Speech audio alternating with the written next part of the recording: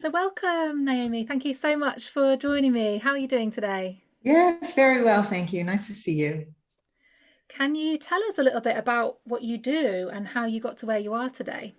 Sure. Well, I'm a psychotherapist. I've been a psychotherapist for over 30 years, but for the last sort of 15 years or so, more and more people have been bringing more work-related issues to my consulting room. They're just feeling more vulnerable at work.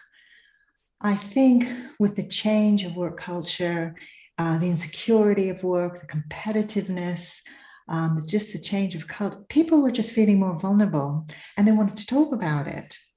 And I realized, some years ago that this was an area that people weren't really talking about, the deeper kind of psychological motivations behind their work-related problems.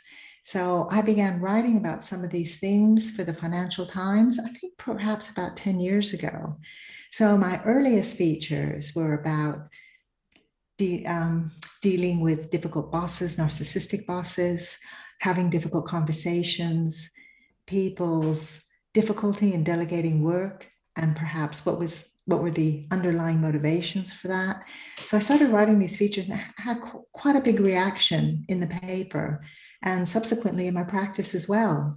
So I've since specialized in helping people to understand the psychological dynamics behind their work-related issues, interpersonal problems, personal issues. Why were they sabotaging their work? Oftentimes what happens is people, they, they know their habits are undermining their work. So they know that their perfectionism is causing a problem. They know that their colleagues are getting irritated and they know they're not getting much done in the process, but they feel compelled to stop. They feel compelled to carry on, excuse me, and unable to stop. So those are the sorts of things I'm interested in. Why people repeat behaviors that they know are undermining and sabotaging their work, but they just can't stop. And oftentimes it's because it's something they haven't understood deeply enough. So they might be getting all the right advice and that all the advice is very well meaning, but with the best advice in the world, they feel compelled to carry on. So that's where I come in. So in a So sense, that's where I am interesting. today. Yeah, Yeah, so interesting. And I know we all have those things, don't we? It's almost like the kind of the I often think about this as being like such a universal thing of humans. It's like we know we should be doing something differently, but somehow we can't seem to change things, or we feel really stuck, or we're in this repeating pattern. And yeah, I've definitely noticed from people that I've spoken to how work is such a source of stress or anxiety or insecurity for people, and what a big impact it has on our lives, our work. And yeah, so it doesn't surprise me that you're seeing more and more people coming to you for this. that's right. Yes, yes. So you've got a new book out called The Man Who Mistook His Job for His Life. Can you tell us what that is about and what made you want to write the book? Well, I guess the book is a continuation of my work and the work that I've been involved in for, I guess, some over 15 years now, which is how to understand people's work-related problems by understanding their unconscious motivations. But it's really by digging deeply and oftentimes into their childhood. So the book is packed with intimate stories about people's working lives, but it's not just their working lives, but it's retracing their problems to their earliest family experiences and coming to understand how your very early experiences start to have a profound influence in terms of how you relate in the workplace. Not just how you relate in the workplace, but also about your deepest vulnerabilities. Oftentimes work is a place that we try to resolve some of our earliest conflicts. But of course, oftentimes that creates more problems than it solves. So the book is an extension of my work. It's as I say, full of case studies, which are quite interesting, and hopefully a lot of insights to help people understand, some of the confusing dynamics in the workplace, helping people to understand what's behind some of the typical personality clashes that we experience, why people struggle with conflict, how to understand irrational behavior, our own and that of our colleagues and bosses, how to deal with difficult bosses. So I hope it's packed with some of the more common issues that people struggle with in the workplace. Yeah, that's something that I really loved about the book, the storytelling and how many different stories there are, and how, every story there might be something that I can relate to in there that's kind of showing me something about myself and highlighting something. So it was really, really powerful how you did that. So yeah, one of the stories that you share, which is one of your own stories, is about how you have done stand-up comedy. And I have to say, stand-up comedy is probably my worst nightmare. I'm pretty sure I have had nightmares about it, about having to do it. I've never done it before. But I'm curious to know from you, what was your experience of that and what did that teach you? Well, that's what most people say to me when they hear that I've done stand-up comedy. Of course, it was many years ago. It was more than 20 years ago. So it's quite a long time ago. It was back in the 90s and quite some time. And of course, for most people, it is their worst nightmare. Why would anybody risk that kind of rejection and humiliation on stage? Because, of course, when things go wrong, they're absolutely excruciating. And as you see in the book, I've written something about that experience, just how awful it can be. But of course, there's the opposite experience that when it's going well and people are laughing and your performance is going down a storm, it genuinely feels like you're loved. It does feel that way. And so it becomes very compelling. You want to recapture that feeling over and over again.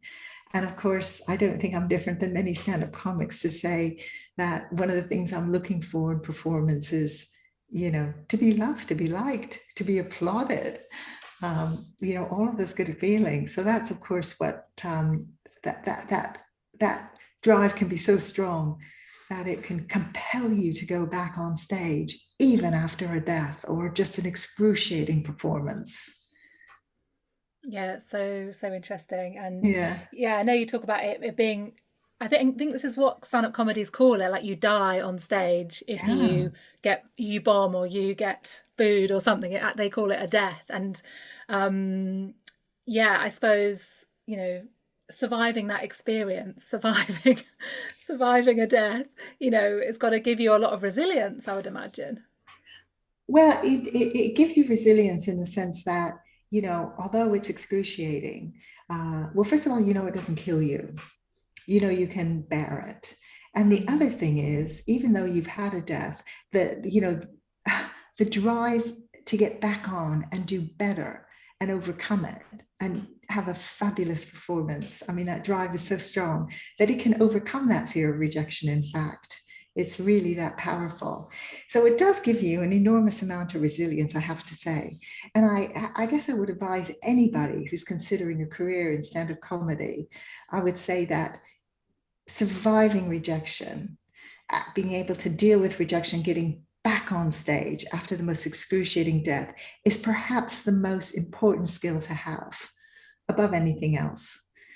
Because if you can't get back on stage, then your career is cut short. But it's interesting because I think that resilience, that ability to overcome rejection, to overcome setbacks, is equally what people need in any career, really. The capacity to get over a setback, to tolerate really horrible feelings and still persevere is what's required in most professions. Absolutely, yeah. And I know from my own work, when you work for yourself, you're your own boss and you're the one putting yourself out there and the one getting rejected. Like I was telling one of my friends, oh, I got rejected about 5 times today. How was your day? And but it does teach you that, you can try things and you can survive. And I imagine doing something like whether it's regular old public speaking or stand-up comedy or anything like that, where you're really putting yourself out there, yeah, must teach you a lot about how you don't die if someone says no. You don't die if people boo you off stage. It might be, painful, but it's not gonna kill you. And what you're saying, it sounds like is really important to try again and to go out there and kind of prove to yourself that you can get through it. Absolutely. One of the things you talk about in the book is, when we get hijacked by strong feelings. And can you share what you mean by that, and maybe some examples of when that might happen for people, and what can we do when we find ourselves getting hijacked by strong feelings in that way? Well, yes, it's very, very common experience. Basically, what I'm referring to is when people are overwhelmed by strong feelings. So they're overtaken by fear. It might be jealousy or envy. It might be resentment. For some people in the workplace, it could be as strong as rage. And these feelings can be so powerful that they can distort our thinking.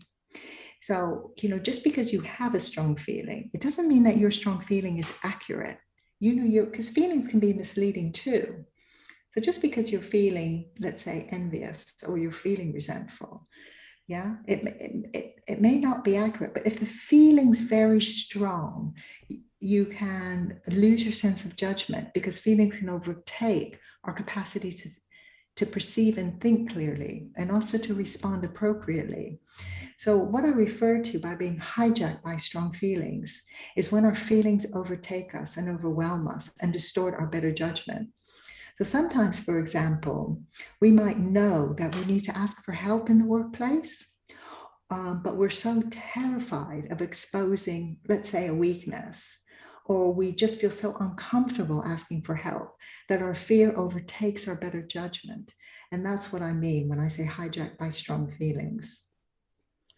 Yeah, yeah. I'm just sort of thinking about different times when I may have been hijacked by strong feelings when it's only looking back that you realise you were being irrational. At the time, you're indignant or you think that you're right or you think that this is if you're angry about something, for example, it can seem at the time like, yes, this is justified, but actually looking back, you realise maybe it isn't. And yeah, our feelings are not necessarily telling us the truth when particularly if it harks back to an old wound or an old pain. I know you talk a lot about that in the book.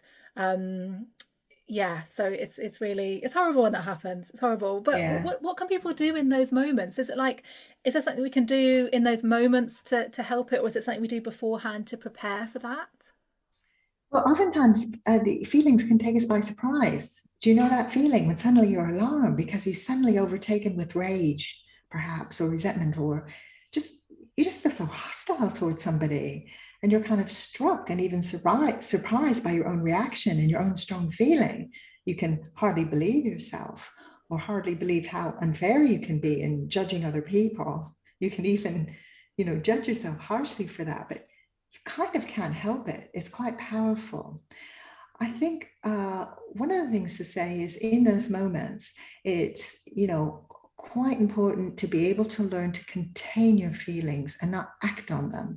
When feelings are quite strong, yeah, they can be misleading and taking us down some strange rabbit hole. So the important thing is to learn to contain feelings, to sit with them, to consider them, and more importantly, not act on them. If you're feeling, let's say, quite resentful towards a colleague in the workplace, before you say anything or do anything that might cause more harm or damage, because perhaps your feelings are misleading you, the important thing is to sit with those feelings.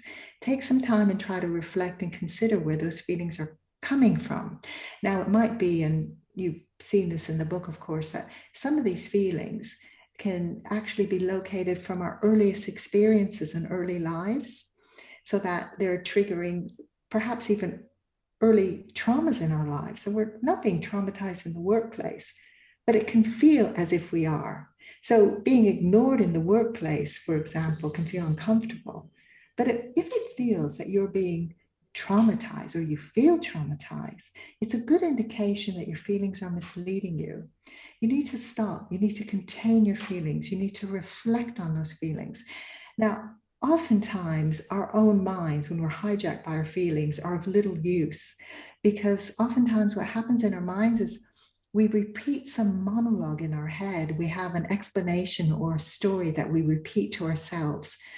But if our own stories are not helpful, because they can be misleading us as well, it's important to gain perspective, to speak to somebody, perhaps a coach or a psychotherapist or a close ally, or speak to somebody to help you gain perspective and to gain some clarity. So I guess what it boils down to is containing your feelings and then gaining perspective and developing some insight into understanding what those strong feelings are about.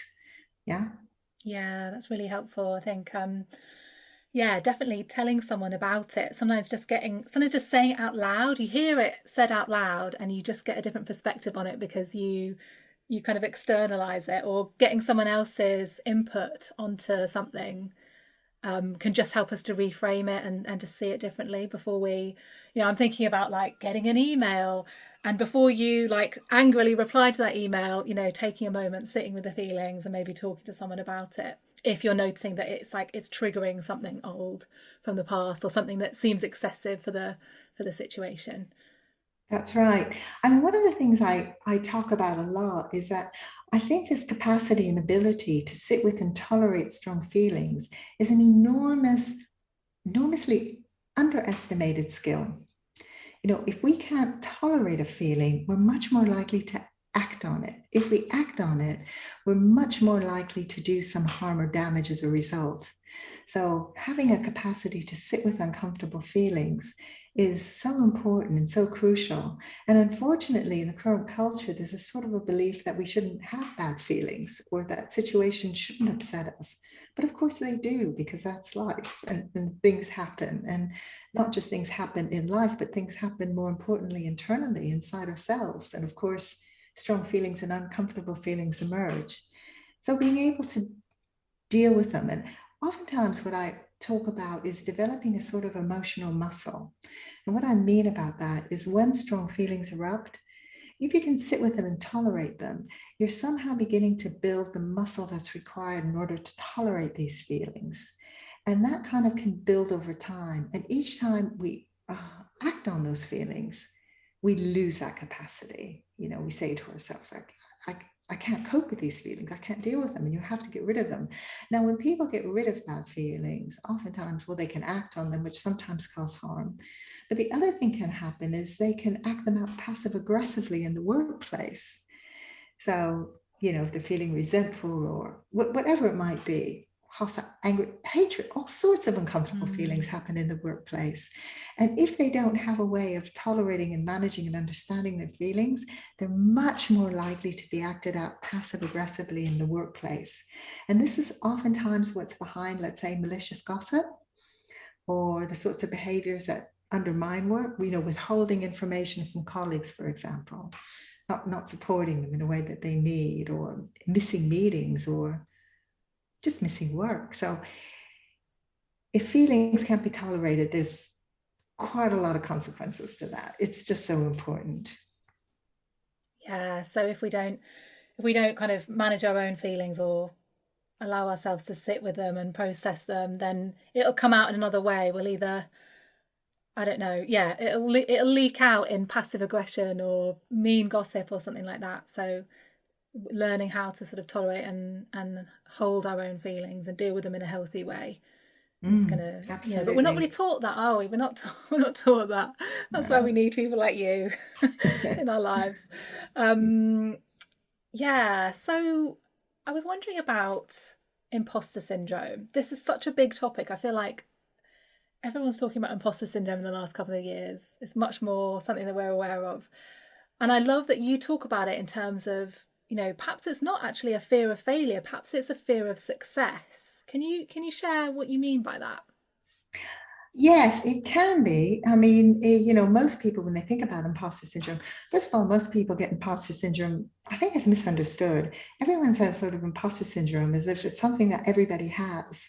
But of course, it means something differently for everyone. So there's, on the milder end of imposter syndrome, of course, it's quite useful because all it is self-doubt. Well, if you're in a new role or new position, new at your job, well, why shouldn't you doubt yourself? That feels perfectly healthy, realistic, and quite normal.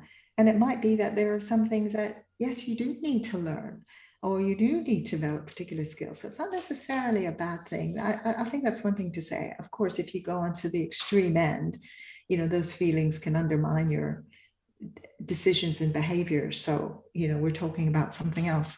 So, but you asked another question, which was more to do with it not being a fear of failure, but a fear of success. And I think the fear of success is more deeply unconscious. So while consciously we might be aware of a fear of failure, most people might say, oh, don't want to fail. I think the fear of success for many people is more unconscious. So, because if we think about it, failure, although it might feel bad, it also provides a kind of a get out clause.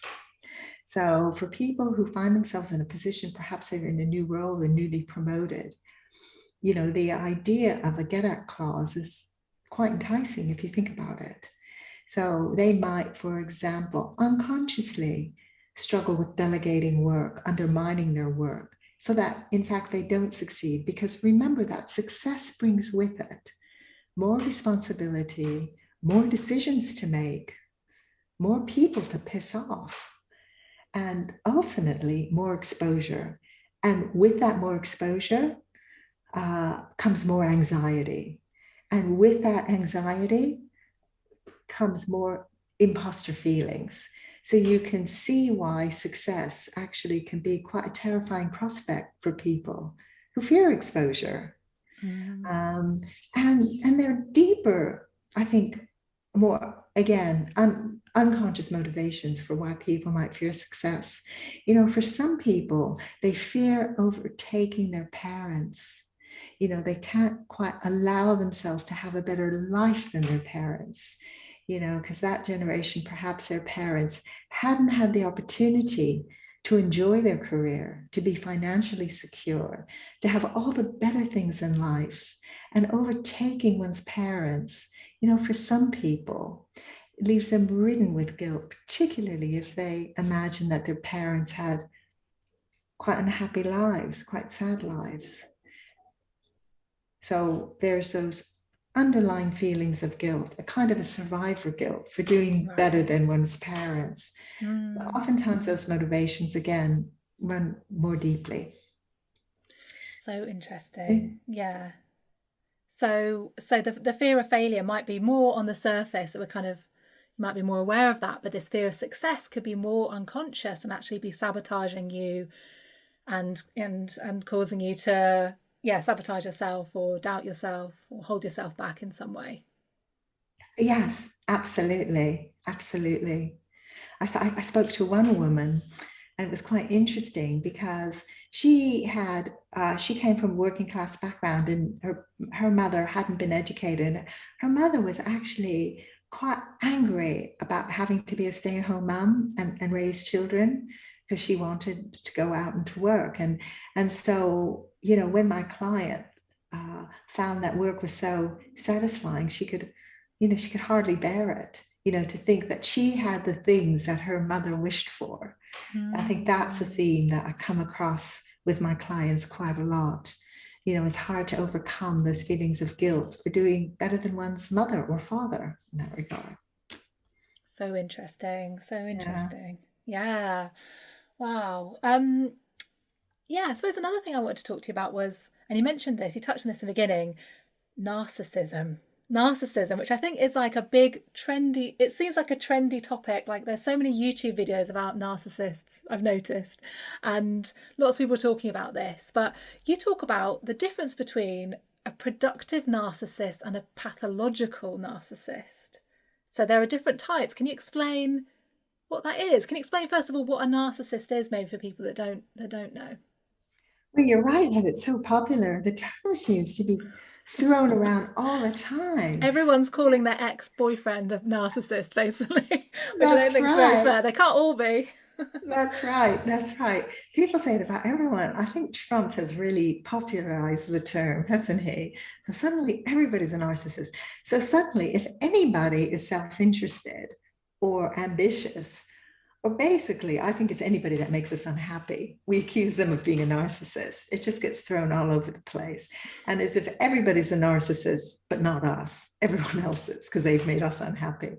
But of course, that's not the case. It's become such a popular phrase. But I think the thing to keep in mind is that we all have a degree of narcissism. Narcissism isn't a personality type. It's not something that somebody catches or somebody becomes. Narcissism is, I guess, a trait that, we all have a degree of it. In fact, we couldn't go very far without some narcissism, because somewhere it's the self-belief we have in ourselves. If we didn't have a degree of narcissism, we wouldn't have the confidence to go for that job promotion, for example, or to take risks, or well, we couldn't function very well without it. So a degree of narcissism is not just helpful, it's quite crucial. So if we can begin by understanding that we all have narcissism, but then the other thing to understand is that narcissism itself runs along a very long continuum. So at one end is what we call more healthy and productive narcissists. And these are people that, yes, they have a certain sense of self-belief, a strong self-belief. They also usually are quite intelligent, and they can, they know how to get people behind them. They are good leaders. And we refer to them as productive narcissists because these people get things done. So in the workplace, they're, good to have on board. So there are people who have a degree of narcissism and they're quite good leaders. I mean, you have to have some narcissism to get into a position of leadership. Without that degree of narcissism, you really couldn't get very far. So there are people who have that narcissism and we call them quite productive. Now, at that level, these people are still quite empathetic. They can still be very supportive of people in the team and appreciate that if some people have good ideas, well, if it's for the good of the company, that leader could back those ideas, so to speak. Now, on the more extreme end, when we talk about malignant narcissists, when we talk about pathological narcissists, how people perhaps refer to Trump when it becomes more of a kind of, I guess some people might say, a mental illness, I think that's when you have to make a distinction between a productive and a pathological or malignant narcissism. And the difference is in a capacity to empathize, because on the extreme end, those narcissists have no capacity for empathy. Everything is about them. They're quite willing to take your ideas and make them their own. They have no interest in helping their team. And they oftentimes surround themselves with people who simply back them or believe them. Rather than having a diverse team. So, these are people who can be quite destructive in business, quite dangerous. And the other thing to say about these people is the more extremely narcissistic they are, the more fragile their personalities. So one way to understand narcissism is a kind of defense against feelings of fragility. So the more fragile they are, the more rigid their narcissistic defense. And because they're so rigid, they have to rid themselves of their own feelings of inadequacy. And the way they do this oftentimes is by bullying and harming people close to them, if you can understand. So that's why they become so harmful in the workplace. So there are sometimes these extremely narcissistic bosses in the workplace. However, I have to say, they're very few and far between. So be careful about accusing your boss of being a narcissist simply because he doesn't back your ideas or he seems to be, quite full of himself. So the other thing to remember about these narcissistic bosses, oftentimes they're very intelligent, they're very successful, they're very good at inspiring people and getting people to be inspired about their work. So there's very good traits that they bring to the workplace as well. And it's useful to appreciate that. Sometimes I say to people, because people often ask, well, how do you live with a narcissistic boss? Well, one thing to do is to appreciate the good things that they bring to the business. And the other thing is to keep in mind that the more extreme their narcissism, the deeper their fragility, because it might help you to be a bit more compassionate towards them and understanding. So you might be able to get along. Of course, at the very, very, very extreme end, you may just need to get another job because they can be so damaging. Right. Yeah. Yeah. It's interesting you say about being careful about labeling people as narcissists. I think it is something that's getting thrown around so much that it probably discredits the term or something. It kind of waters it down maybe if everyone's labeling their boss and their ex a narcissist. It kind of makes it kind of I don't know what the word is I'm looking for, but it kind of, yeah, it's not going to be very helpful, I think. And also, if you call someone a narcissist, no one wants to be called a narcissist, do they? It's not going to go down very well, I don't think. People say it as if it's negative, but it is not necessarily negative. We all have some self-belief and self-interest, of course. Other if we didn't, we wouldn't have any ambitions, we wouldn't have Yeah, any desires, we wouldn't have any longings. So narcissism is quite a healthy trait, but it is important to know when it's destructive. It is important to recognize when you yourself are being harmed by a narcissist at work. So, that's something else altogether. And if you aren't being harmed at work, then you need to take steps to protect yourself against a narcissist. It might be that you need to leave, but, if you don't want to ignite tensions with your narcissistic boss, then I'm afraid you'll have to find a way to go along with their agenda. You have to find what it is and go along with it. A lot of people think, well, that's really unfair, but actually they can't take challenges. That's another kind of distinction between a productive and pathological narcissist. A pathological narcissist can't take challenges. So that's one way you can recognize one very soon. They can't control their emotions. So if you say anything to them that they might interpret as a threat to themselves or a challenge to their opinions, they'll react aggressively.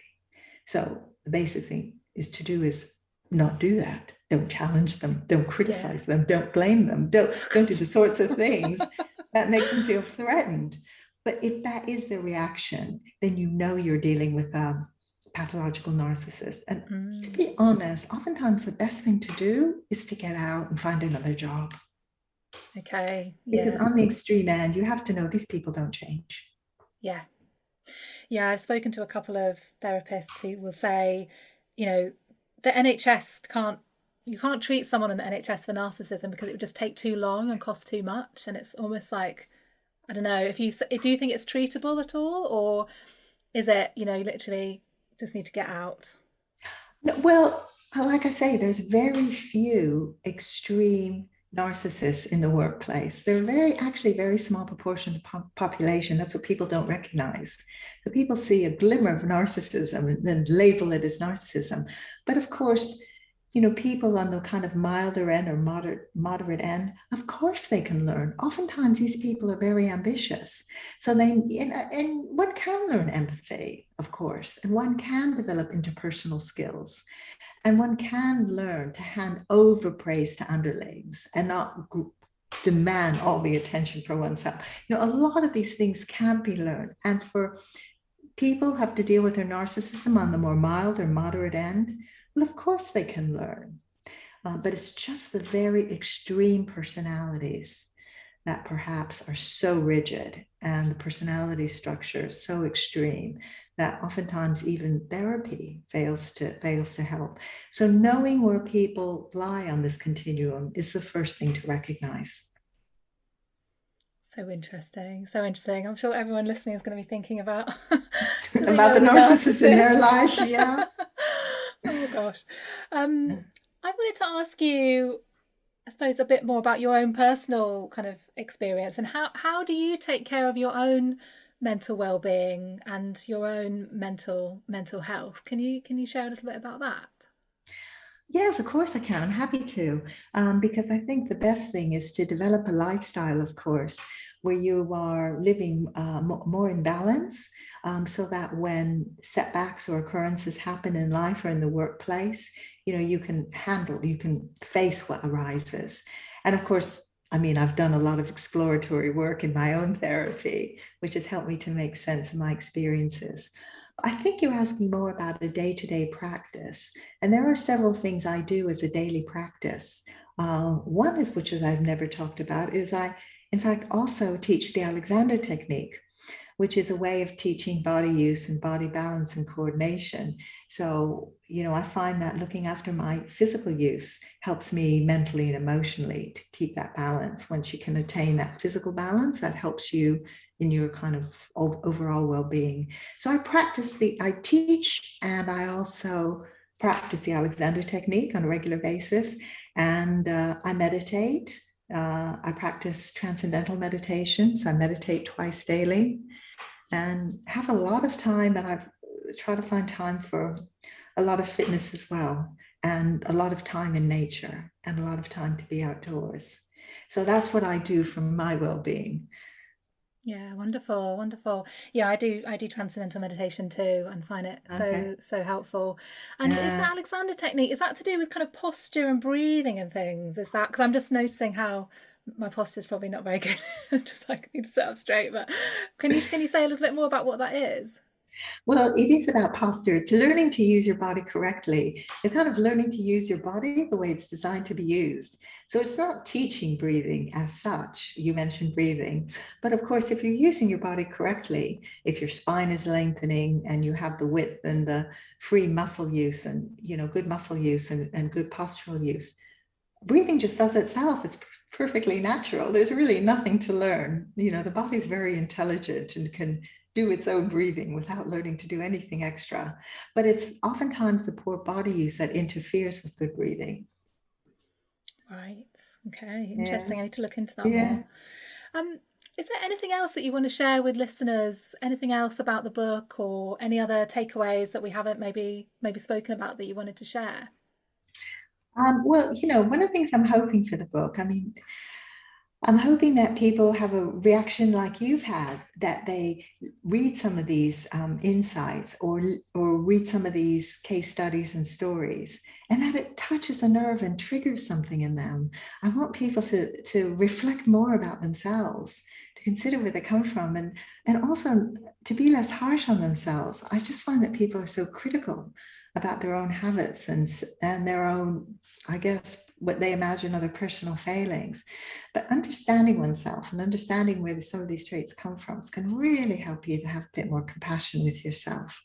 So what I really hope for with this book is that people will kind of expand their thinking, deepen their understanding, have all sorts of insights which find them interesting, and take them down various pathways that lead to more insights and more understandings. Because of course, this is an ongoing process. There's no end to this journey, if you like, of understanding oneself, of course.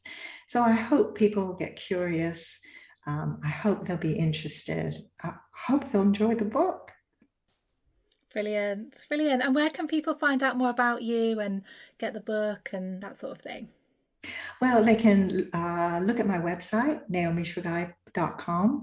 There's quite a lot of information there. I write regular features, occasional features now for the Financial Times.